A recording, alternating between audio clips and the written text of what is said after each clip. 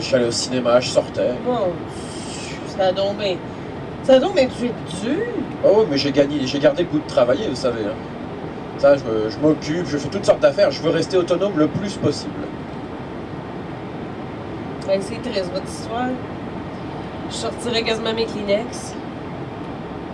Mais c'est quoi le rapport avec le transport? Et le rapport avec le transport, c'est que les personnes handicapées ont le droit de prendre le transport en commun comme tous les autres citoyens. Au niveau de la table de concertation, on organise annuellement une activité dans le cadre de la Semaine québécoise des personnes handicapées, semaine qui a lieu cette année du 1er au 7 juin 2012. Dans le cadre de cette activité-là, on a décidé de sensibiliser les utilisateurs du transport collectif à l'intégration des personnes handicapées, dans le sens qu'au niveau des municipalités de Saint-Jean et des autres municipalités du Québec, les villes doivent développer un plan de développement du transport collectif pour faire en sorte que le transport collectif soit de plus en plus accessible aux personnes handicapées, de façon à favoriser leur autonomie, favoriser leur déplacement.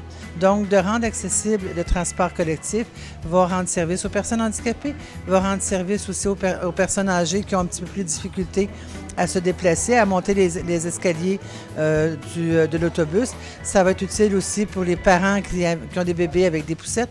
Donc, ça va être utile pour tout le monde et ça va permettre une plus grande autonomie des personnes handicapées sur le territoire. On a engagé une troupe de théâtre, la troupe de théâtre Mise au jeu, qui est venue faire une petite pièce de théâtre interactive dans 4 circuits d'autobus 96 reliant Saint-Jean à Montréal. C'est la première fois qu'on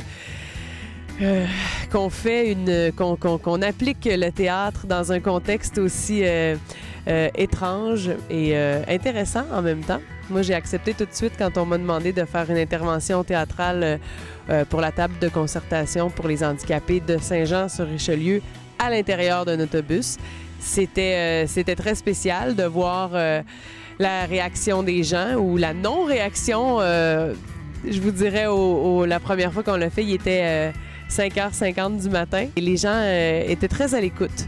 Quoique, ils n'étaient pas nécessairement intéressés à intervenir par la suite, mais on a senti qu'il y avait quand même un accueil très intéressant, puis que la cause était entendue et que les conversations se continueraient après notre intervention. Les gens accueillaient bien le propos, accueillaient bien le spectacle, mais que après, pour les faire participer, non, on avait besoin de notre petit cocon avant d'arriver à Montréal.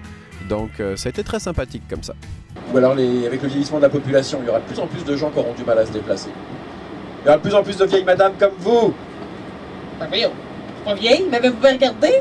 Ouais, mais j'ai rien vu. Oh, c'est vrai, vous voyez rien, vous.